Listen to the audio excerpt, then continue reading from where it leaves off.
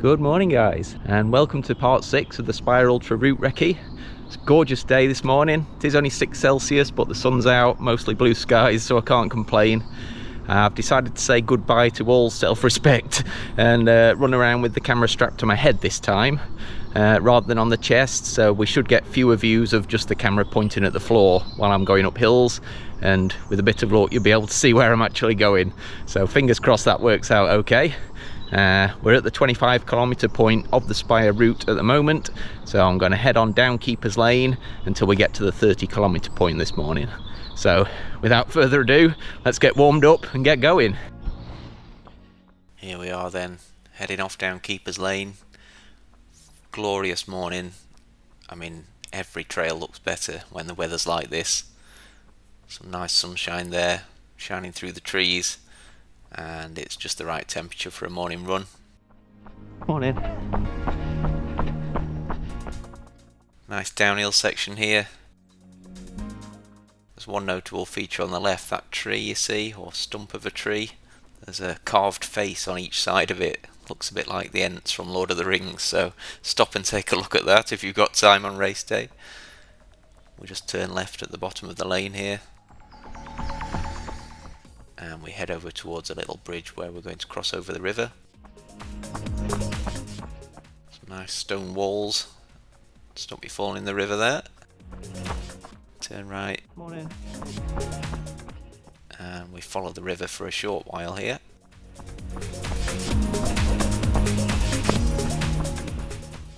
Nice little section running through the trees.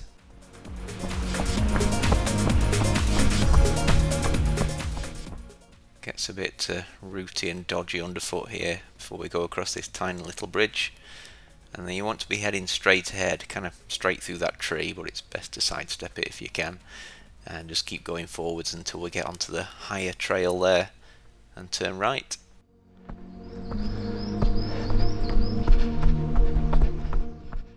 And then we just have a nice uphill jog through the woods until we get to the next field. Here's the little gate taking us into the field, where we're going to turn right, despite my little anti-clockwise twist that I always do as I go through a gate. Lose your bearings quite easily there, but yeah, turn right through the gate, and then we just trot along the edge of this field until we get to the stile. Lovely sunshine there. We'll climb over the stile and turn left, just following the path around the edge of this field. I have been here when there's been what I thought were bulls in this field, so some big grumpy looking cows. Either way, I tried to steer clear of them.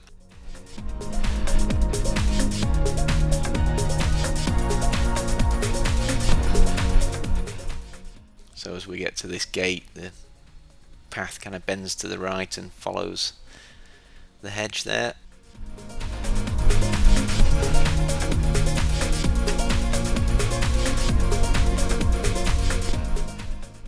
And as we get to the end of this field, you see a gate ahead, but our stile is taking us to the left in the corner there. You see the round walk sign pointing right after we've jumped over the stile. This gate kindly guides us in the direction we need to go. And again, we just stick to the edge of the field here. Keep the hedge on your right until we get to the tree line.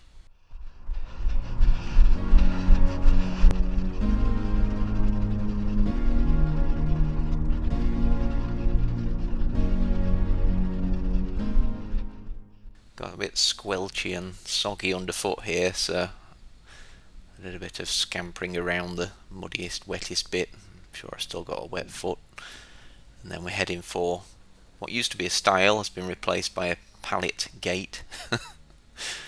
Kind of works. And then we're on to the old muddy, rooty path. A favourite of mine. It's a bit muddy and a bit rooty, so mind your footing, but it's good fun.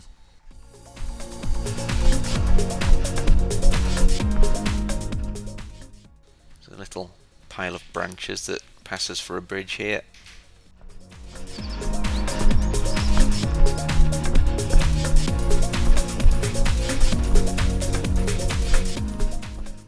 Here we get to another bridge. It's more like a balance beam, this one, so if you're good at gymnastics you should be okay. and then it's uphill reasonably steeply for quite a while now.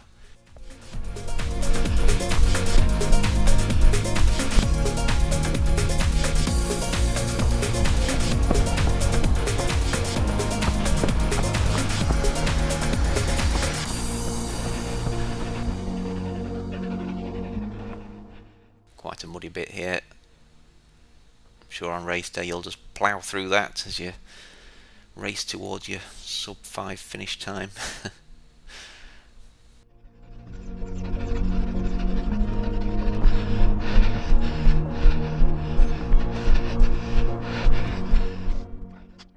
And eventually we meet this wider track where we're going to turn left, again following that round walk sign we saw on the post.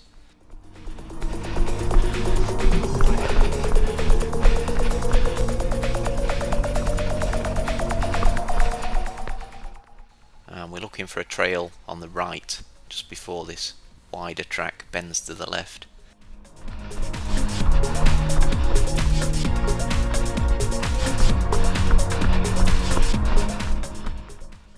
So here we turn right and follow this little trail as we head towards the Curly Bridge. You can just see it in the distance on the left there, crossing over the dual carriageway.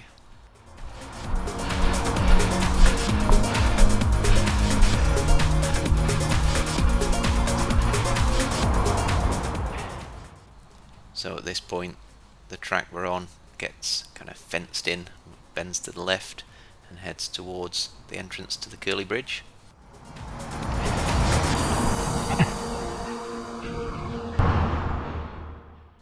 Just aim between those metal fences.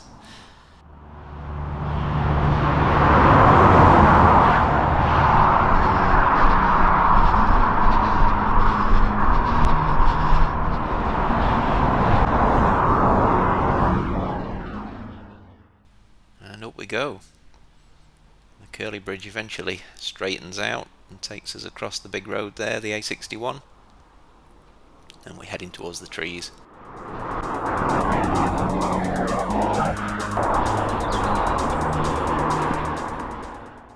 So as we get into the woods, bends to the right and we just follow this narrow dirt track for a while.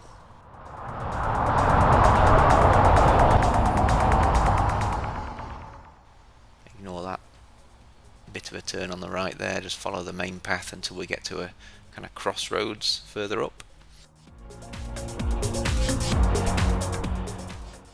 So here, this is the crossroads. We want to turn right and follow the wider path there.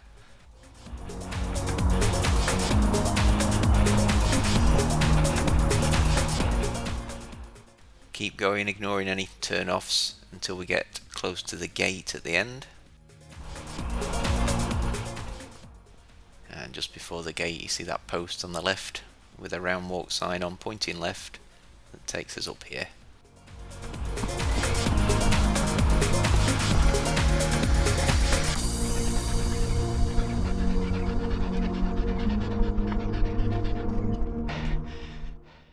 Really nice trail up through the woods, although it does get a bit steep in places.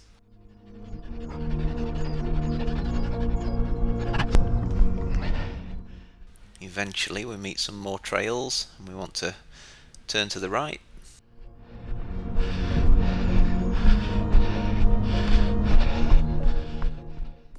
And you see there's a big tree directly ahead. We want to go just to the right of that and head for the stile.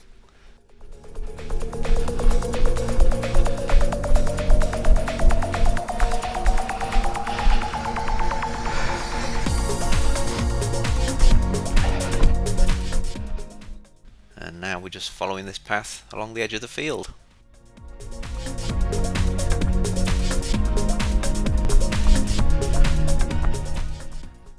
Really nice to be out there on the trails on a day like this. A little stile in the middle of nowhere there.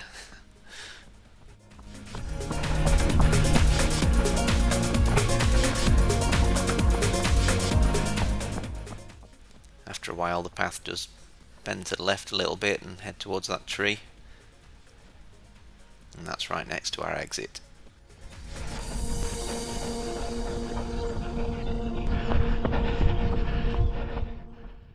So, over the stile. There's a bit of uneven footing next to this tree with roots and rocks. Just watch yourself on this bit and carry on.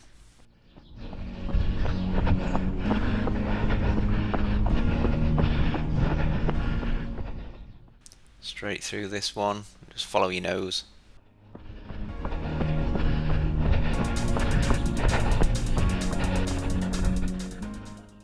We're pretty much at the highest point of this section now. We want to go through this gap and turn left. It's really muddy here. You can kind of stay on the left hand side of that bush there, and there's a little narrow footway that you might be able to use rather than the way I went. The views from here to the right are really good, well worth a breather. Carry on over the next stile.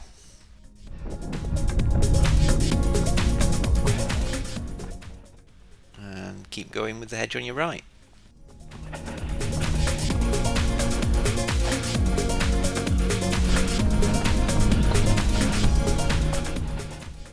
Eventually there's another stile which just takes us briefly onto a farmer's lane, and we just cross that and take the gate on the other side. Quite a squeaky gate, this one, so bring some oil if you can.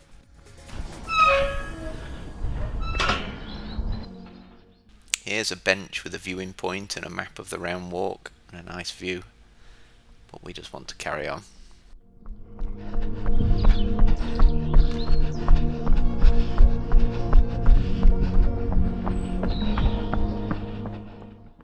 So fairly easy navigation around this section.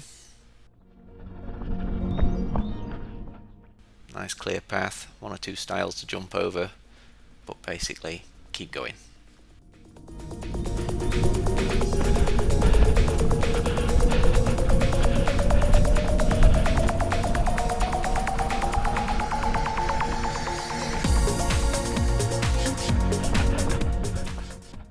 It's nice not to be climbing at this point, but we're about to get some downhill as well. So just over one more stile where we turn immediately left.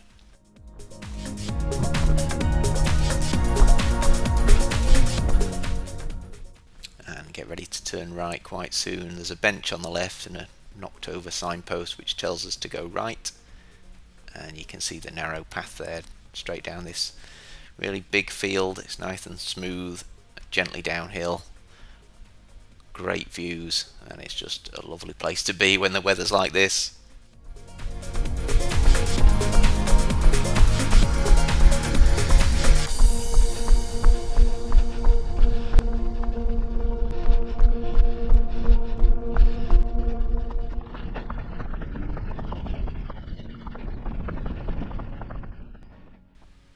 Eventually you see the little bench there, and we just carry on down the side of that, heading down the middle of those trees we can see ahead.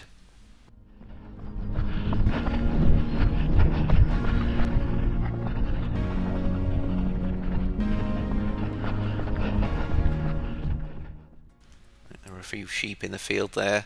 Now as this main track starts to bend to the left, you'll see hidden in the hedge on the left is another sign pointing right. So we're going to be turning off here, down the narrower path, which will take us towards the old station buildings at Unston and a little bridge over the railway.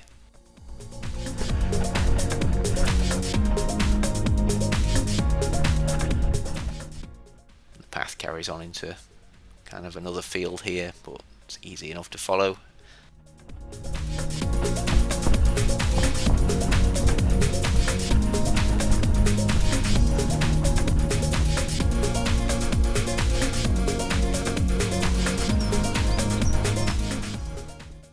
So it's a nice long downhill section here. Of course we know what every downhill is followed by, but enjoy it while you can. And we finally reach this metal gate at the bottom. Not quite as squeaky as the last one, but it does clang if you don't close it very carefully. And we're just heading towards that little bridge over the railway.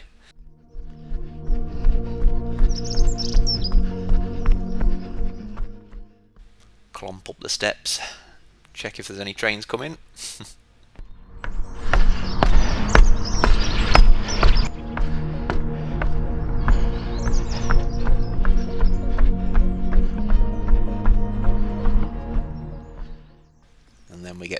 sets of steps to clomp down on the way down the other side.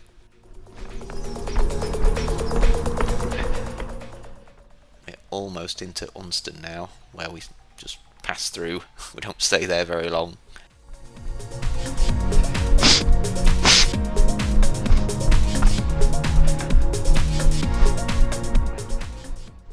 So this little gate takes us onto somebody's property, so just take care to leave it as you found it, and don't make too much noise or mess. Slide the little bolt back into the gate post there. Sometimes this other green gate halfway down the drive is closed, so you'll need to manage that, but even I've managed to do it before, so it can't be that complicated. And we just want to carefully cross this fast road at the bottom and carry on straight down Crow Lane, which is opposite. The path on this side finishes. We do need to be on the right hand side anyway, so we'll get over onto the right hand side, follow this pavement for a while.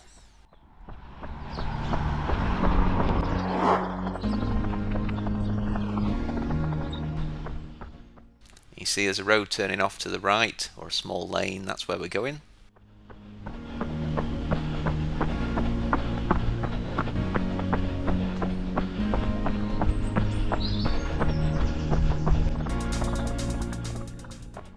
Some expensive looking houses down here. Ignore the driveways on your right. There's usually an Aston Martin parked there. See, there's a house straight ahead on the corner. We want to fork off to the right. I said fork. Through the gate, following this track. And this is just a really nice place to be on a morning like this. Sun directly ahead over the trees. Can't fault it. So as we get towards the trees, we need to kind of break off to the left of this main trail. Don't go through the gate.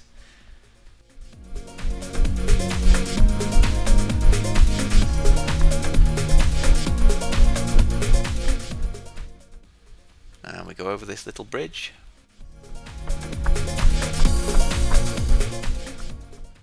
And just follow this single track up the hill through the trees.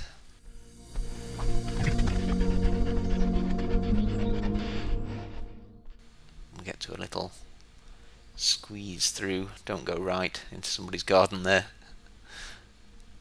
And then there's a metal kissing gate.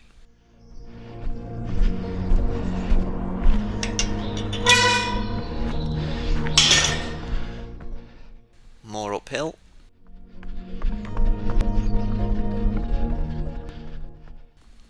And we are getting there. We're almost at the end of this section. Just need to go up this gently rising field. Follow the quite visible path there until we get to the gate at the top. And we'll get onto a little lane where you can go right or left, and we'll be going left in the next episode. So there we have it, guys.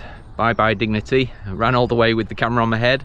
Hopefully that came out better than the previous chest cam ones, but that's the 6th section of the Spire Ultra route done. We're at the 30-kilometre point now. We've just passed through the village of Unston and we're heading over towards